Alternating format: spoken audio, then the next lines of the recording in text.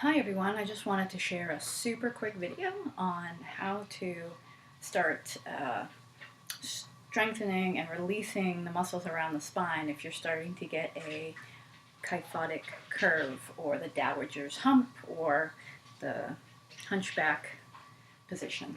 Okay, so this is my personal favorite. You can do it standing up with your hands on the wall, or you can have your hands on a chair or a couch or something that is about the height of your shoulders when you're kneeling. So I'm going to show you how I do it on my couch right now. So the bunny's out.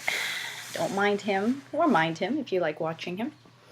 So what I do is I want to line up my hands to be about in line with the shoulders. I want to be able to get down low enough that I can have this sort of wide spread of the hands and be able to take the head in between the hands. So I don't want my head to hang down. I'm trying to line up my ears with my biceps and have the chin come in a little bit towards the throat. So then I just press into the object. I could be pressing into a wall, right, with my wrists in extension, or I could be pressing into a chair.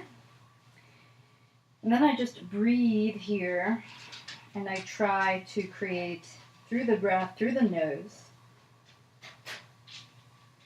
some sense of relaxation. If you want to undulate the spine a little bit, you can. If you have pretty flexible shoulders, you want to be sure that your armpits aren't splaying down and outside of the body. So if you press a little bit into the hands, particularly the pinky edge, you'll hollow out that little place, making a little armpit banda, and then you can have some stability. Now obviously not everybody can kneel the way I'm kneeling, so you could pick a higher object, right?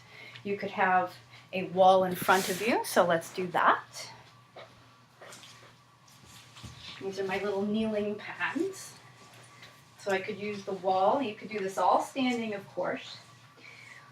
However you are, though, whatever your support is, whether it's your knees or your feet, you want them to be slightly behind your hips and with a bend to them.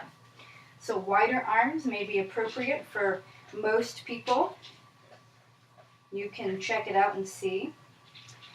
And then you let the tailbone reach back, so be careful that you're not tucking it under unconsciously. You want to be able to have a nice stretch from the tippity top of your head to the tippity bottom of your spine. And then for those doing this standing, it's kind of like a wall dog to a degree. I want my feet slightly behind me. If they're too far in front of me and you have a lot of flexibility in the hamstrings, and you tend to blow out the tops of the hamstrings.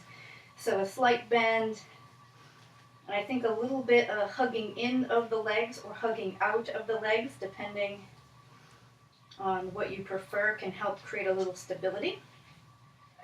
The tail goes out. The head stays in line with the arms. And you might even energetically pull the hands down the wall a little bit here. That creates that armpit connection so you don't blow out the shoulders.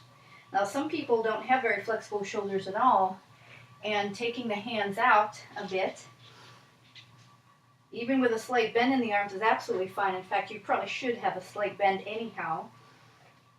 And not everybody's going to be able to go that low. Some people will start higher. I see people's posture all the time. It's part of my job, and it's been my job in some capacity for almost 20 years, so I see this a lot. And I've had some clients, in my experience, these were older clients, do just this exercise, maybe one or two other things. And then after seeing a couple months of the progress, it was pretty big progress just from doing stuff like that for a few minutes a day. You can do it at your workspace, you can do it at home, while you're running, you can do it, put your hands into a tree or a fence. But anyways, so that's just one exercise. Try it for 5 minutes a day. Take before and after photos, it's easy to do now. And then see what happens after about 2 weeks, and then another 2 weeks, and after about 2 months of it, just see where you're at. I hope you enjoyed that. If you want more, let me know. Subscribe, like the video, whatever. Anyways, have a good one.